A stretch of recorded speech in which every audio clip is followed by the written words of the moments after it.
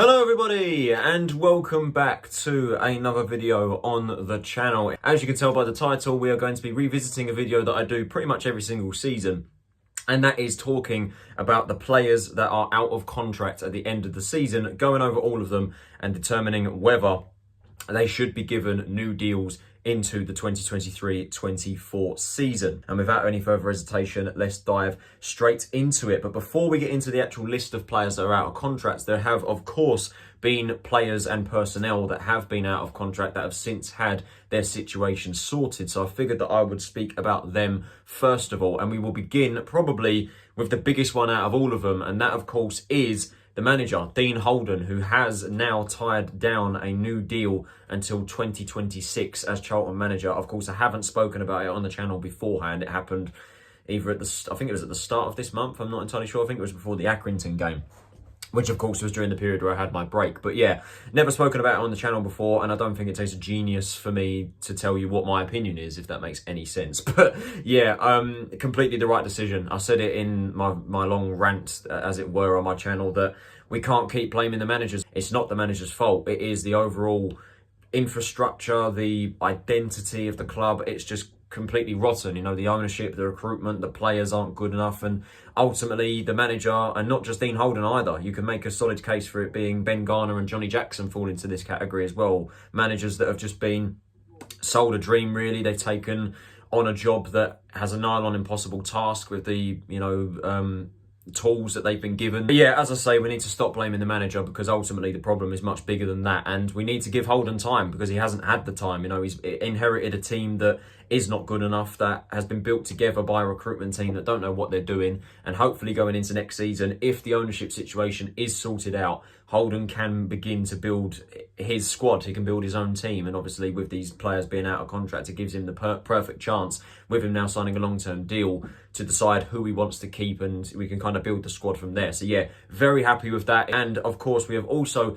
had 4 players that were supposed to be out of contract had their deals renewed. The only one of those 4 that have received longer term contracts is, of course, our Australian shot stopper, Ashley Maynard Brewer, who, like Dean Holden, has tied down a deal until 2026. And again, very happy with that. I felt that Maynard Brewer, it's been a long time coming for his chance to break into the first team squad. Obviously, he was actually supposed to be out on loan with Gillingham for the full season, but dislocated his shoulder right at the start. And then obviously Joe Wollacott, unfortunately, dislocated his, no, not that he didn't dislocate, he broke his finger, didn't he?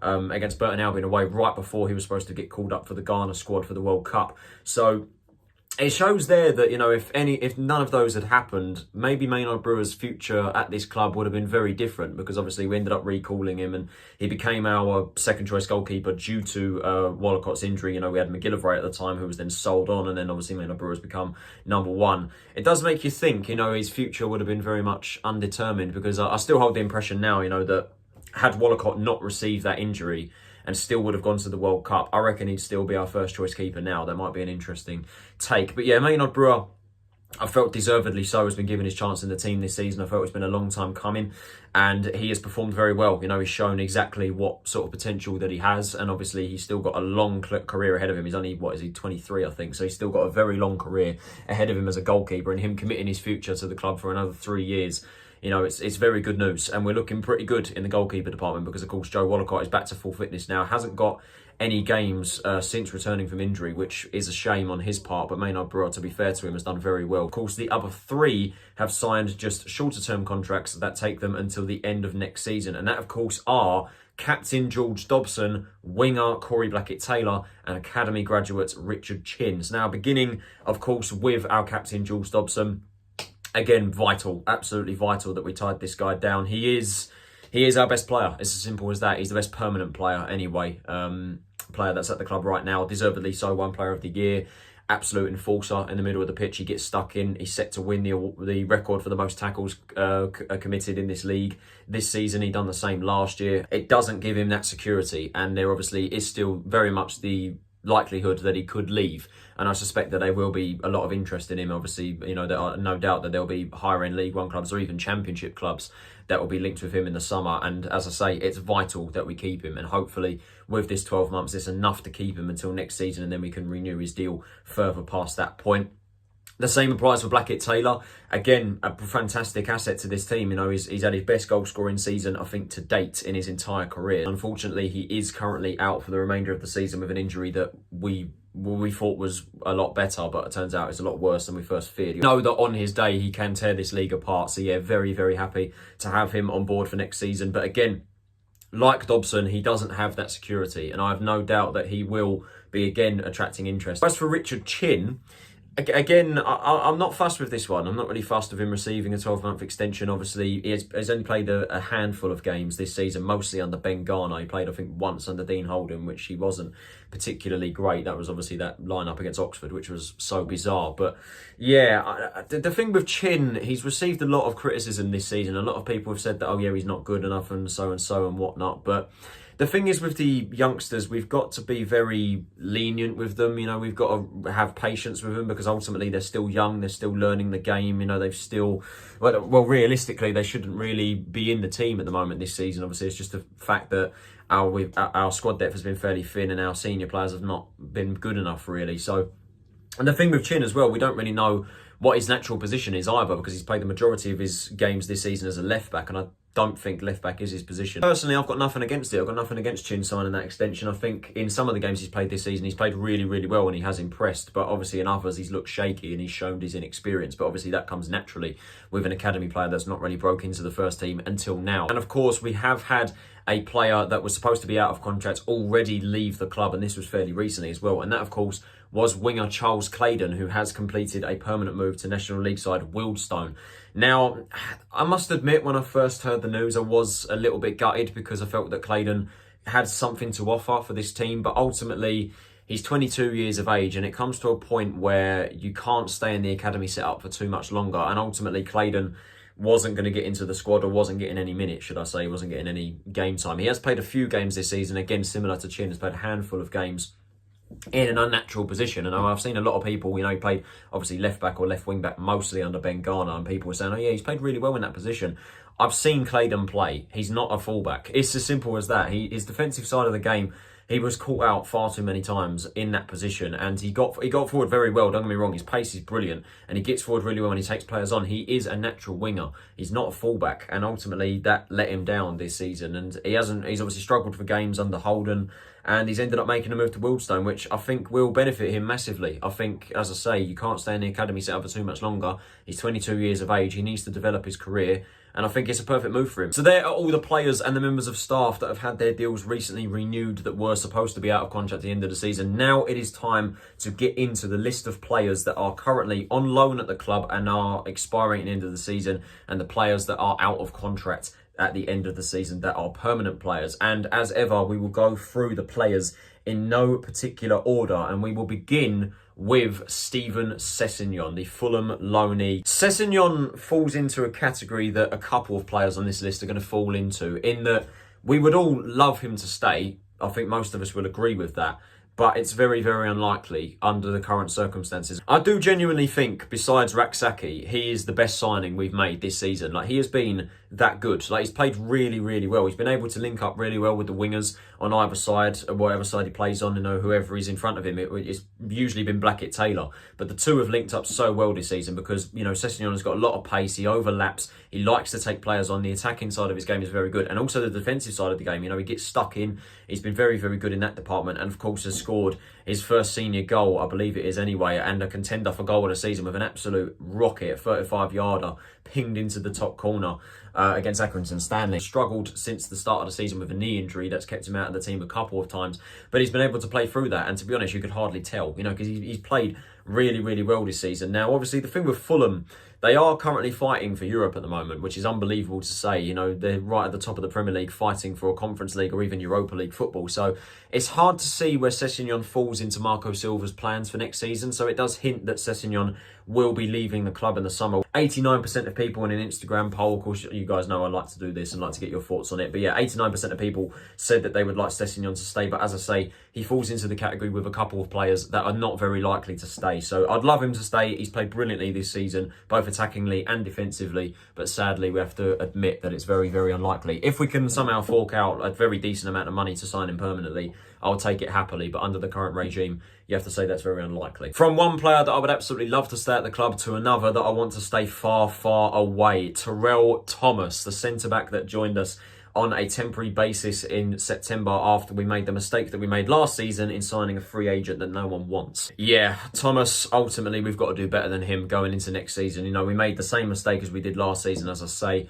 We panicked. We didn't sign a centre-back in time. We had a look. We saw Thomas. We thought we'd take him in on a temporary basis, and I made the prediction that he won't play any more than 10 games this season. To be fair to him, I think he's got fairly close, so he might actually have played more than 10 games. So I admit I was wrong there, but I did get it right in terms of the performances because he has been very below par. Scored his first goal for the club, you know, in that 4-4 draw against Ipswich, absolutely dramatic game. And to be fair to him, played really, really well against Morecambe and I think against Cambridge as well. I heard people say he played quite well, and obviously an unnatural position playing at left back because, as I said, with Sessegnon, the depth in that position has been very, very slim and lacking quality, and obviously Holden has given Thomas a go in that position. And against Morecambe, he played really, really well. I have to admit that he played very well, but obviously that one performance is not good enough to give him a new contract. Ultimately, he's had a poor season. He's done exactly as badly as I expected him to. And as I said, going into next season, we have to do better than him. And 82% of you agree with me. I find it absolutely insulting, to be fair, that 18% of you want him to stay at the club next season. So I don't get that at all. The longest serving player on this list and the most controversial by a country mile. It is, of course, Alby Morgan. This is going to be very, very interesting. And I need to watch what I say because a lot of people like this guy and are very defensive when it comes to people criticising him, and a lot of people absolutely hate him. This was by far one of the closest decisions on the poll in terms of stay or leave, but it ended up being with 56% majority for Morgan staying at the club. Now, in my honest opinion, I do like Morgan. I do like him, and it has been brilliant to see him, you know, come up through the ranks, get minutes at the club. You know, I've really, really liked him as a player. You know, he came into the team in the season we got promoted. He made a couple of appearances in the Championship. He got his first proper chance in 2020-21 behind closed doors during the COVID season, and I felt he played admirably there. He was given the number 10 under Nigel Adkins, that a bit of added pressure. And we have to say last season, even though he got the most amount of assists in the squad, he was still below par. This season, really, with him being out of contract, it's make or break for him.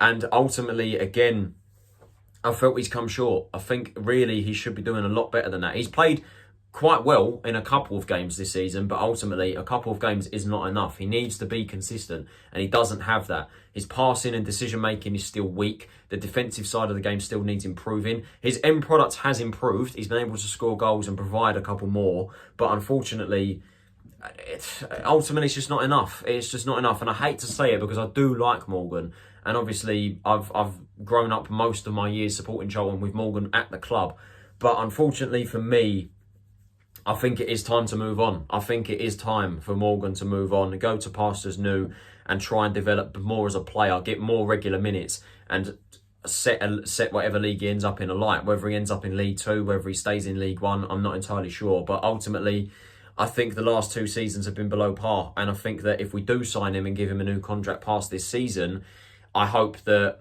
he kind of, well, not I hope, I mean, I would like to see him more as like a squad player, someone to just have there, because I think we need to improve that position and improve this squad, and we need to improve upon the players that we have at the club right now. And Morgan, the last 2 seasons has been below par. Obviously, I'm fully expecting for people to come at me, Alby Morgan lovers, because as I say, the people that like him really like him and don't like him being criticised by fans, but obviously the other extreme is people absolutely hate him. From one midfield academy graduate to another, Aaron Henry comes next on this list of players that are out of contract. And yeah, with Henry, I think there's definitely something there with him. I think we've always known that. You know, he's come through the ranks. I think he is the youngest player to ever play for Charlton.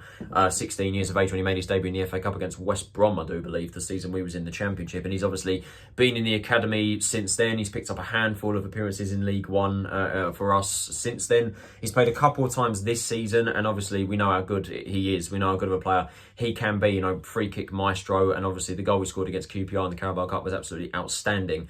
There obviously is the inexperience there, which does need working on. You know, he does need to go out on loan more to develop as a player. And that definitely hints to my answer. Yes, I would keep Aaron Henry, and 89% of you agree with me on the Instagram poll. I would definitely keep him. However, he needs to develop as a player. Whether he's going to get minutes next season is another question.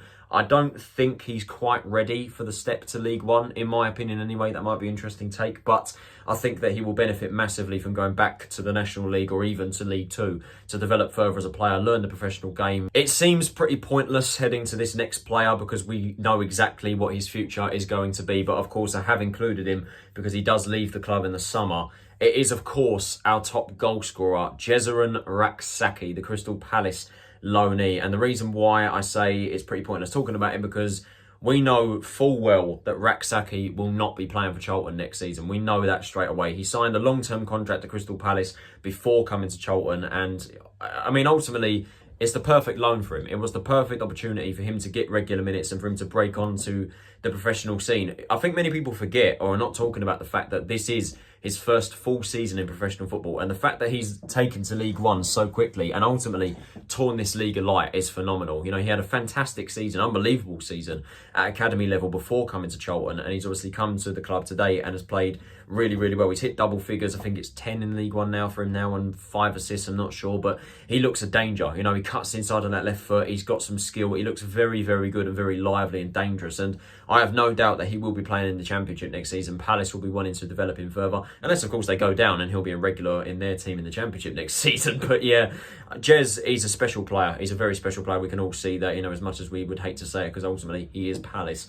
But we know how good of a player he's going to be, and he is going to go leaps and bounds, and he's going to be a very, very good player in the near future. Pretty pointless bringing up the poll. 96% of people would want Raksaki to stay at the Charlton, and of course we would love him to stay to next season, but ultimately we know exactly what's going to happen. We've had a couple of stays back to back, and now we're going to have a few leaves back to back. In fact, back to back to back. These next 3 players I think should leave the club at the end of the season, and we will begin with Ryan Innis. This really is a long time coming. It is an absolutely long time coming, and probably a season before it should have happened. You know, it still blows my mind that we gave him a new contract going into next season, going into this season, should I say? But yeah, Innis he might just be probably the most infuriating player to watch since Naby Sarr. Honestly, it genuinely might be, because I know how good of a player he can be. He has the ability. On his day, he is a brilliant centre-back. We just don't see it because he's either injured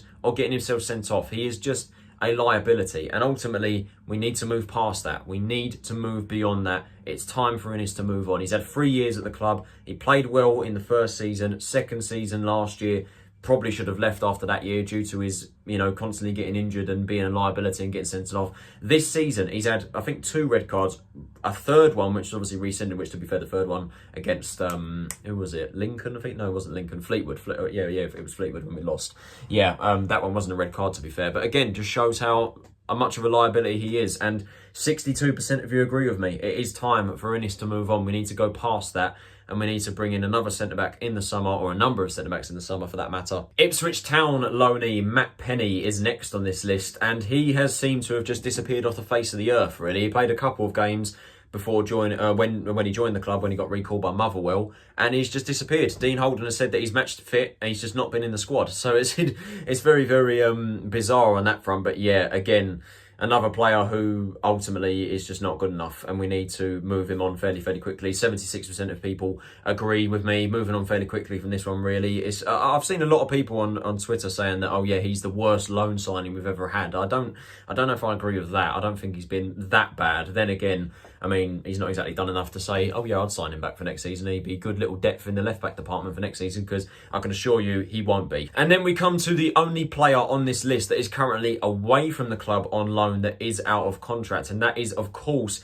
Alex Gilby, the midfielder who is spending this season with Steve Evans' Stevenage for the season, who are currently battling for promotion to League One. And yeah, as you would have said, I have got 3 players back to back that I would want to leave the club, and Alex Gilby is the third on this list. It was quite close in the poll, the same actual result as Alby Morgan, just the other way round. 56% of people agreed that Gilby should leave the club. And yeah, ultimately, Gilby has had 2 seasons at the club before this one, and sadly, he just hasn't been the player that we thought that we'd signed from MK Dons. You know, MK Dons said that, his time at MK Dons, he proved to be, you know, a bit of a box-to-box midfielder, someone who likes to get forward, a creative midfielder that pushes forward and scores goals. And ultimately, from his statistics, you would see that he hasn't done enough. You know, how many goals did he score? Like, he scored 1 goal, I think, last season, or was it 2? I'm not entirely sure. Well, like 1 goal, 2 assists in like 30-plus appearances. Ultimately, it's just not enough. And obviously, heading into this season, he's obviously been on loan on Stevenage. I'm not sure how well he's done. I think he's got regular minutes there, but I don't know about his goal contributions, which I think have been, to be fair,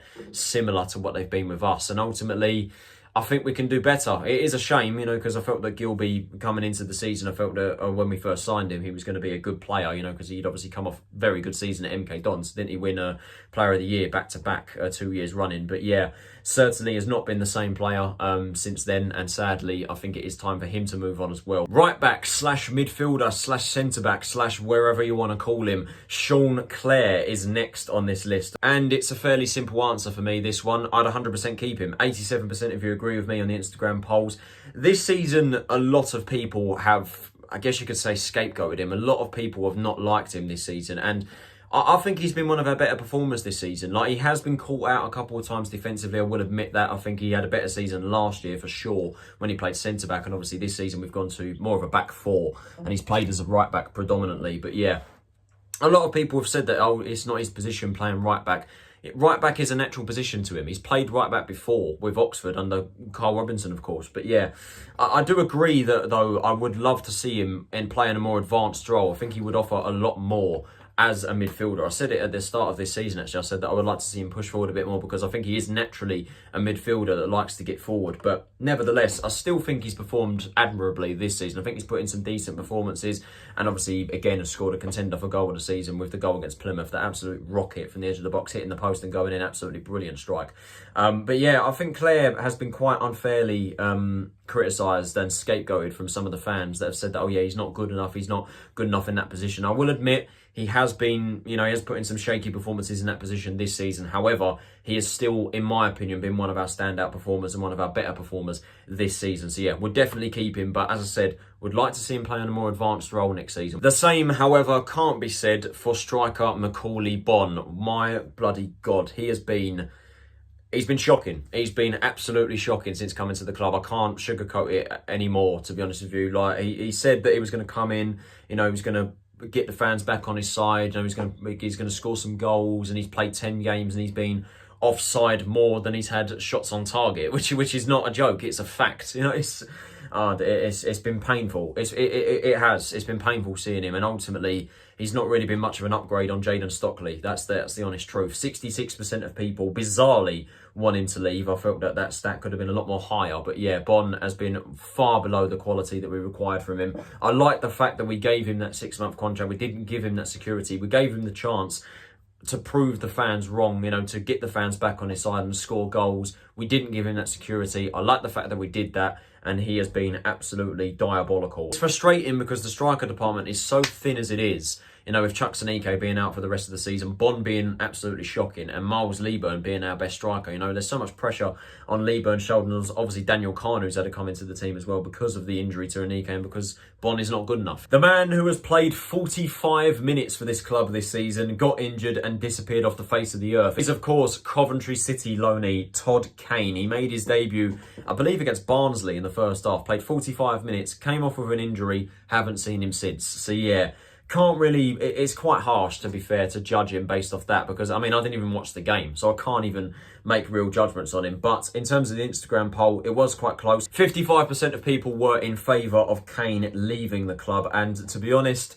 I would probably sway more to that side, even though it is, as I say, slightly harsh because he's only played 45 minutes this season. But ultimately, we need to keep players away from the club that are injury prone, and that's exactly what Kane is. If he is to make a couple of appearances come the end of the season, then I can make a better judgment. But yeah, the guy's played 45 minutes, so I can't really criticise him that much for that. But next up, we come to our third choice goalkeeper, Nathan Harness. And again, this one was quite close on the Instagram poll. 56% of people were in favour for him to stay. Now, in my opinion with this one, Harness, I mean, he's played a couple of games that I've seen him play in. I think he's played well in, obviously, the Papa John's and the Carabao Cup games and the FA Cup games. I don't know if he's ready to make that step, if I'm honest with you. Obviously, we've got Wallacott and Maynard Brewer ahead of him, and ultimately Harness, he's not going to get ahead of either of them two. If I'm being honest with you, I disagree with the poll. I think it is time for Harness to move on and develop his career further like Charles Clayton. I think it's time for him to move to the National League, you know, to get some regular minutes there. I mean, ultimately, he went to Bromley and he couldn't get into their side. I mean, that just tells you all you really need to know, to be honest with you. I'm not dissing his ability, because I do think Harness has got the potential to be a decent keeper. But unfortunately, like Clayton, I just don't think his future is here with Charlton, because ultimately, as I say, we've got Wallacott and Maynard Brewer ahead of him. There is no way that he's going to get ahead of those boys. And ultimately, I think we need to give a chance, the third choice opportunity, to another younger keeper waiting in the wings, the likes of, you know, Nathan Harvey, Ahmed Kone. Now, this one is going to be interesting, because you guys know that I haven't been particularly fond of this guy and have been quite harsh in my player ratings. It is, of course, our deadline day signing, Michael Hector.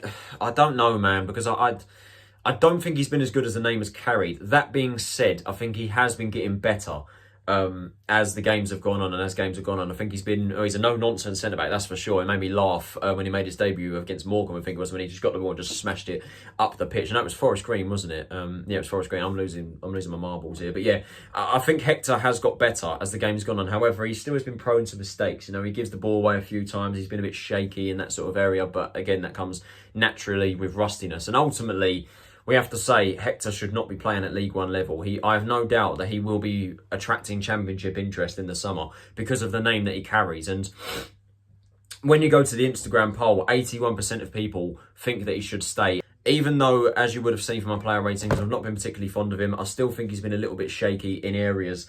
With that being said, there's no doubt in my mind that I would keep him going into next season. Like, realistically, we've got to, because he's going to attract interest from other clubs. He should not be playing at League One level. And him next season, ultimately, we should be building our defence around him. I will agree, he has been getting better as the games have gone on. He's shown to be a pretty solid centre-half. And at League One level next season, when he's got a fully fit season, a full season under his belt next season, provided he stays with us in League One, you know, as I say, I think he's going to attract interest and we're going to find it difficult to keep him. But I think he's going to be a key asset next season for sure. And the final player on this list that is out of contract at the end of the season, or should I say an expiring loan, because that is the final player on this list. It is, of course, Bournemouth loanee Gavin Kilkenny. And he, in my opinion, falls into the same category as Matt Penny. Not in terms of, you know, his performance, and you can throw Todd Kane in there as well. Not in terms of performance, but in terms of a lack of minutes. He's not played many games for us this season, really, since coming into the club in January. 83% of people think that he should stay. With this one, I'll be honest, I'm on the fence, because ultimately we've not seen him play. We've not seen enough of him. I think in games he has played, he's been okay. You know, he gets stuck in a couple of times. He passes it a little bit. You know, he kind of shows his creativity and he can display decent vision, you know, some good performances. But ultimately, we've not seen enough of him. You know, Bournemouth fans were waxing lyrical about him at the start of the season. He obviously went to Stoke and he barely got any minutes there. And he said that, you know, they were saying that, oh yeah, you better play him at Charlton. He's a fantastic player. He's going to play really well. And ultimately, we just haven't seen enough of him. I don't think he's been brilliant. You know, he put him a pretty decent debut against Exeter. It's kind of difficult because, again, we haven't seen enough of him. So I don't know whether I'd keep him. I don't know whether I'd let him go. He's probably the only player on this list that I'm sort of on the fence with in terms of what I'd do with him. If he came back, as long as we played him, I wouldn't mind. So that is it for this video, guys. I hope you guys did enjoy it. If you did, can you possibly leave a like, subscribe if you are new to the channel, and turn on those post notifications so you're notified of every time I upload a new video. What do you guys think? What do you think of the players that are out of contract and have loans expiring? Who would you keep and who would you let go? Let me know in the comments below. This has been Tyler Rowlinson. Have a nice day, and I will see you all in the next video. Take it easy, stay safe, and I'll see you all then.